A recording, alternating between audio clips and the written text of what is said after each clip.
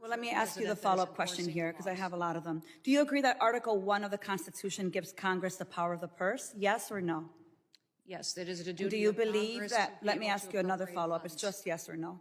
Do you believe you have the power to disregard congressional appropriations and unilaterally repurpose funds that have been duly appropriated by Congress? Yes or no?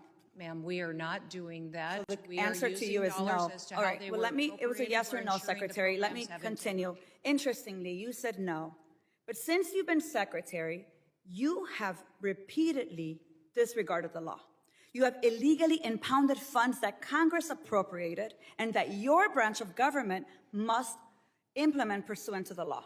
Yet you've closed offices established in law, including the Office for Civil Rights and Civil Liberties, the Office of the Immigration Detention Ombudsman, the Office of the Citizenship and Immigration Services, and you've canceled contracts for programs authorized in law, including shelter and service programs and citizenship and integration grants. You've obstructed and roughed up members of this committee as they attempted to conduct congressional oversight, and then you vilified them. But my question is, if they were so bad, why were they allowed to go in after to conduct oversight?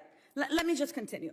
You redirected funds to terrorize our communities. You created taxpayer-funded political propaganda campaigns to terrorize families and children who don't sleep at night because of the terror of those commercials that you are putting out there. You hold sick, disrespectful press conferences in my state where, let me be clear, you are not welcome.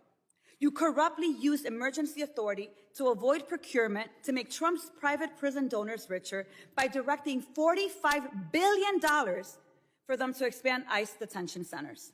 You defunded work to address real threats to the homeland, all while you pursued college newspaper editors, labor leaders, and even a Harvard scientist who failed to declare frog embryos at the airport. Clearly, we don't have time for all my questions, so I have 13 pages worth of questions that I will be submitting to the record that I expect you and the administration to answer. But here is my final question to you.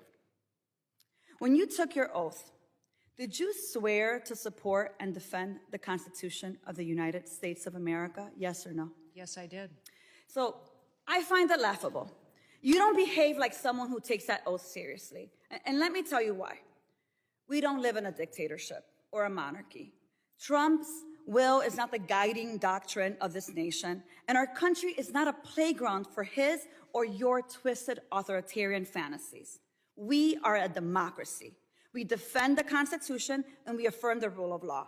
We respect the co-equal branches of government and we uphold our rights, even when we disagree. The foundation of our nation is based on a core set of constitutional rights upon which our prosperity, our pluralism, and our peace depend on it. You, however, have been leading this work for 116 days, and in that time, you have profiled and dehumanized our neighbors. You've betrayed our constitutional commitment to due process. You've deported United States citizens. You've undermined the courts. You've broken the law. You've engaged in corruption, and you've weaponized the immigration system to violate civil rights. As Senator Murphy perfectly stated, your department is out of control, but you're responsible. You have betrayed the sacred fundamentals of your oath. And I believe to my core that you are not fit to hold the office. And I again, to your face, demand your immediate resignation. And I put it and place it on the record for all of us to see. With that, Chairman, I yield back. Generally yields.